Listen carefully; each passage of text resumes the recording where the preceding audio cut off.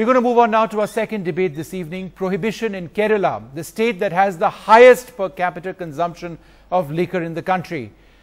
Let's put it in perspective. The government pocketed 8,818 crores from liquor sales in 2012-2013. Its tourist industry in Kerala brings home 5,600 crores. But now, no alcohol in the state, except in 5 stars. There's that little rider. Prohibition has actually failed in other parts of India. Is this necessarily the right decision for Kerala?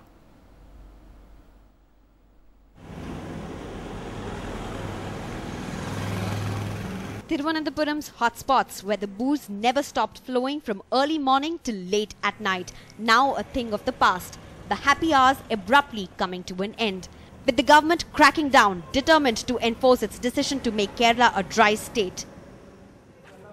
From 2015, only bars affiliated with 5-star hotels will be allowed to operate. The licenses of 312 existing and functional bars will be withdrawn. ഒരു അധിക വരുമാനമായിട്ട് കാണാനേ സാധിക്കില്ല. അതിന്റെ ഒരു 10 ഇരട്ടിയല്ല നമുക്ക് പ്രത്യക്ഷമായും പരോക്ഷമായും ഉണ്ടാകാൻ പോകുന്ന നഷ്ടം. Kerala earns 22% of revenues from liquor sales alone. But the big question, will prohibiting alcohol be an exercise in futility? Especially in a state that has always closely competed with Punjab to be the highest consumer of alcohol. While on paper the legal drinking age is 21, regulars tell us it's a need of the teenagers too, with consumption age falling to 14. 58-year-old Venugopal is a daily wage electrician, but he travels every day 30 kilometers by auto to a bar in the morning after 3 bars near his house shut down a few months back. He says he can't work without getting a minimal dose of alcohol.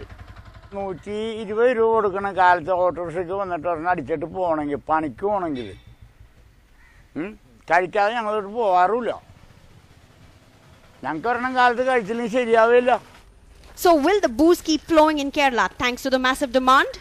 Creating awareness is good, but it should have been a long-term process. The hasty decision is definitely going to affect the tourism sector, the revenue, foreign exchange, and the total revenue of the Kerala economy will be affected.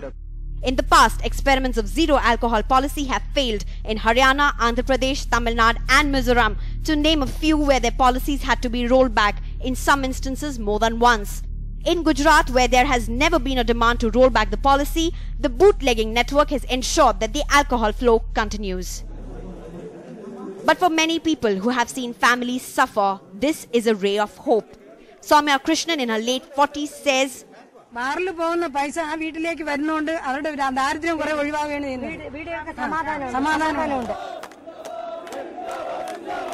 with the blanket ban set to hit nearly 8,000 workers, the government has promised them re-employment help. The decision with a massive social impact in Kerala came soon after Kerala Congress Chief V.M. Sudhiran's adamant stand of no renewal of licenses for the bars. A stand that seems to have forced Chief Minister Oman Chandy's hand to prevent Sudhiran from being seen as the hero of prohibition. It's a political decision. There are long lines of people waiting outside the beverage corporations. Will that line only increase or decrease? Will the state administration be able to walk the talk of implementing the Article 47 of the Directive Principles of State Policies? Or is this going to be a haven for bootleggers? Sneha Koshi for NDTV. Well, from God's own country to God's own dry country, that seems to be the fate of Kerala now. Prohibiting alcohol, is this all in fact an exercise in futility? Joining us to discuss this from Thiruvananthapuram, Rahul Ishwar, the author and activist. Praveen Parmeshwar also joins us. He's an observer of all of these developments, political and other developments in Kerala. And Jainarayan Vyas, leader of the Gujarat BJP, joins us as well. I'd like to thank all of you. Rahul Ishwar, practically, is this impossible to implement?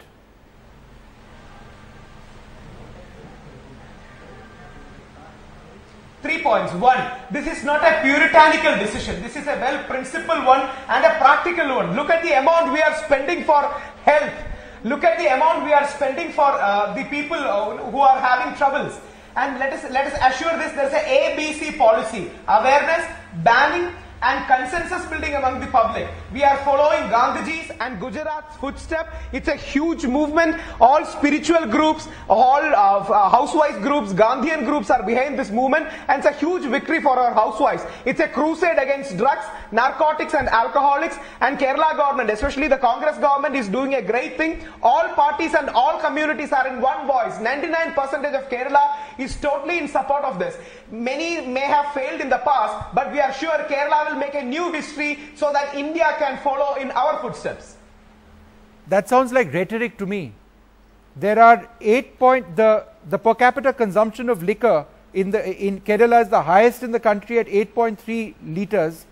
The number of bars is larger than perhaps any other state in the country in proportion to the population of Kerala. Isn't it absolutely clear that the illegal trade of liquor is bound to come into Kerala in a big way? I was reading an article which made a comparison, and I am a Bengali. In Bengal, if we take away our sweet shops, how would people feel about it? A lot of people say that if you take away access to alcohol in parts of Kerala, people would say that a way of life is being taken away.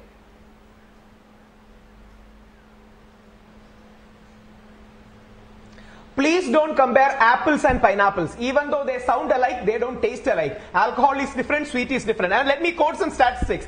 55 to 65% of crime in Kerala is catalyzed by alcohol is one of the study. 16% of alcohol consumption totally in India is by Kerala. These are alarming statistics, and like the earlier reporter said, it is almost 14 or even 13 is the first consumption age. Please look at the health, and government has a right to uphold the physical, psychological and social health. This is not rhetoric. This is an honest, sincere move backed by different sections of society. But I admit there might be some leakages in the system. There might be having issues in practical implementation. Nobody is blind to it. The social society, the civil society, the social activists, the spiritual groups are all supporting government. Let me just go across to Praveen Parmeshwar. Housewives are Rahul, suffering. otherwise this is going to end up being a conversation between you and me. They are being snatched away. Let me ask Praveen Parmeshwar this. Do you see this as being a step designed to improve life of people in Kerala, or do you believe, or do you see this as being essentially the outcome of a battle within the Kerala Congress between the Chief Minister and the KPCC President, who was actually very keen on ensuring this happened? A lot of people saying that the Chief Minister had no choice but to go ahead and say that yes, go ahead, let's have this ban.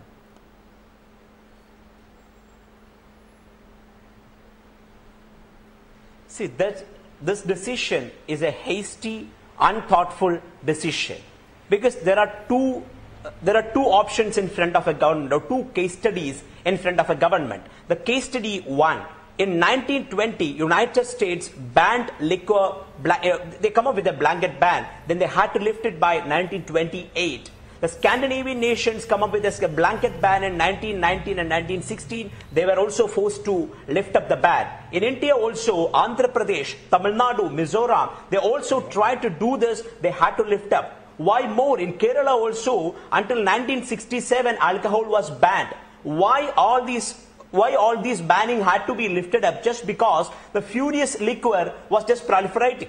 The furious liquor was just flowing across the society. So the governments were forced to, lift up the ban. So only through awareness we can solve the problem. So the awareness should be first. See, take the case, the people who are consuming alcohol, they have been using it for decades. And in a fine morning, the government is saying without any shock absorbing mechanisms that you will not be getting any alcohol from tomorrow. So ideologically it is very good. But pragmatically, it is not. The same people, what they will do is, they will either go to the 5-star hotels by paying 10 times more than what they are paying now, or they will go to the illicit liquor shops. So these are the two options. These are the two scenarios. But let me go across to Jainarayan Vyas. Sir, Gujarat has had prohibitions in force since 1960. In 2011, there was an amended version of the Gujarat Prohibition Act. But there are also reports that this is Gujarat's worst kept secret. Alcohol is very easily available. The bootlegging network in your state, some say, is worth at least 1,500 crores annually. Is it not time to understand or realize that prohibition is essentially a failure because implementation is not possible?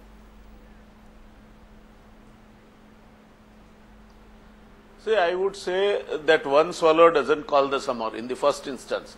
This is you should look at this problem in the larger psycho-sociological concept, that what kind of damage it inflicts on the society, what kind of damage it inflicts to the health, what kind of problems it creates because of the peace of life being lost in the family lives and promotion of certain crimes.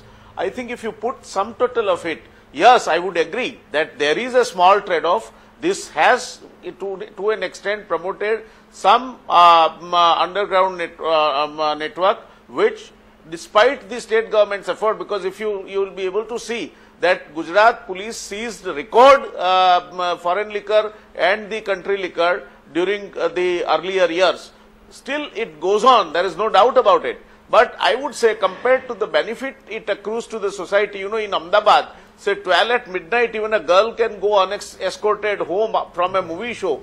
This cannot happen if the prohibition is just opened up, because you will find always people who are drunk, people who are not in their senses will misbehave. Having said this, let me say that it is very ideal to say that the best thing in a civil society or a democracy is to practice something through consensus rather than the government's intervention like prohibition. It is possible if the society is so, Gujarat, why the prohibition policy has survived despite of the governments of all hue and color coming in power. The reason is the society in itself is so much geared up against this idea of relaxation of the prohibition, that whatever is the government in power, whatever political party they belong to, they will not dare to lift the policy. And therefore, I do agree with you. You are very right when you say that there is a network which supplies the unauthorized liquor and other things. Yes, it is a small trade-off, and that also should be curbed to the minimum possible extent. But the benefits the state accrues are far more larger than that trade-off, and the kind of revenue that the state might lose because of, you know, compared to that, what is the trade-off? Gujarat has the record of least man days lost. Gujarat has the record of utmost peaceful life. The business in Gujarat is flourishing. One of the reasons is people feel that this is a safe state to you have raise some important your counterpoints. Business you and raise safe some state important to also have your counterpoints. family here. Mr. Vyas, you raised some very important counterpoints. We are out of time, but you know, I mean, if you are talking about being practical, one way or the other, the fact that 8,800 crores in revenue, which is huge for a state government, would just disappear in the case of Kerala. 5,560 crores comes from forex to the state for tourism. A lot of this tourism would also disappear. No.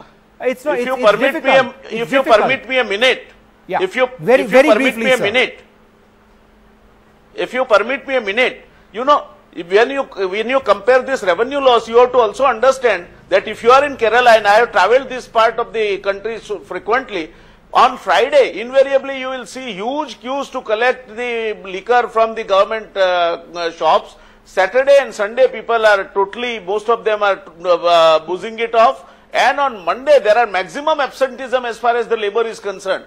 So, what kind of social costs you are paying? What kind of mandate loss? The social cost, the social costs you mentioned is absolutely colossal.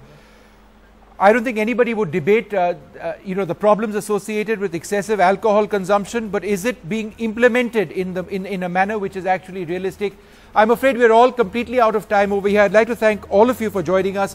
Kerala will be a dry state very, very soon. The process is already underway. We've completely run out of time. On the buck stops here. Time for this short break.